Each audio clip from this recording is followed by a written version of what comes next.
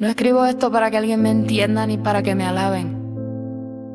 Escribo porque ya no hay más silencio en mí. Con los años uno pierde la vista hacia adelante. Solo le queda lo que recuerda, y yo recuerdo a un hombre y a otro al que decidimos matar.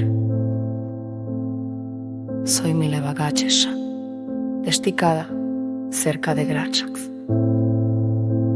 En la guerra se llevaron a mi padre, los italianos nos lo devolvieron medio muerto. Respiro 2 días sus 2 últimos días. Todo lo que he escrito desde entonces, lo escribo desde esa mirada. La última. No le dieron ni el derecho a una palabra, solo se lo llevaron y nos devolvieron lo que quedaba para enterrarlo. En una tierra donde la muerte se repartía como el pan, donde las tumbas desaparecían como un susurro, me quedé sin nada,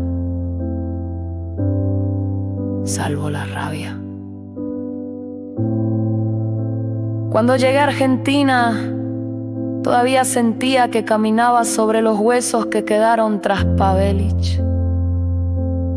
Pavelić paseaba por las calles como un señor. Nosotros, en apartamentos remendados, extranjeros entre extranjeros. No teníamos nada, solo recuerdos y furia.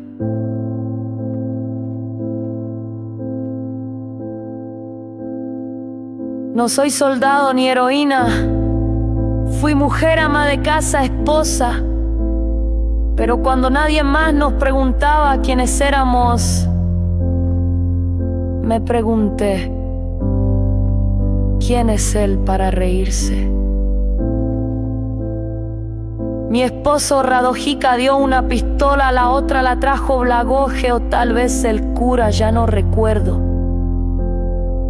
Disparamos a un florero en la sala para ver si funcionaban.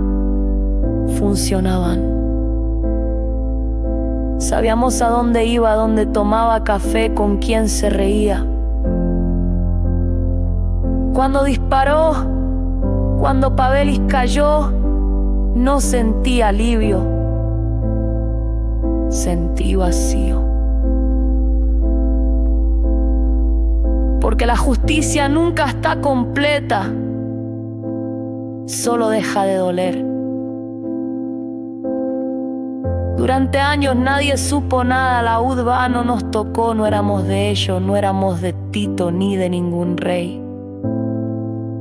Éramos solo nuestros, gente que no sabía cómo seguir, así que volvió hacia atrás, hasta el verdugo. No estoy orgullosa, pero tampoco me arrepiento. En mí no hay ni corona ni ceniza, solo una pregunta. ¿Por qué tuvimos que disparar para que alguien creyera que el criminal era real? Ahora soy vieja.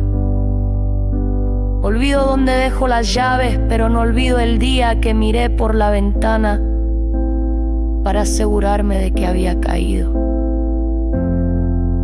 No celebré, solo le dije en voz baja a mi esposo, ahora podemos guardar silencio, y callamos durante 40 años.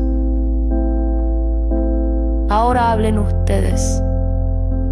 Tal vez ya sea hora de que nadie tenga que disparar para ser comprendido.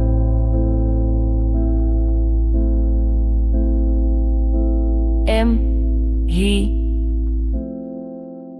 Buenos Aires, febrero, un año sin nieve.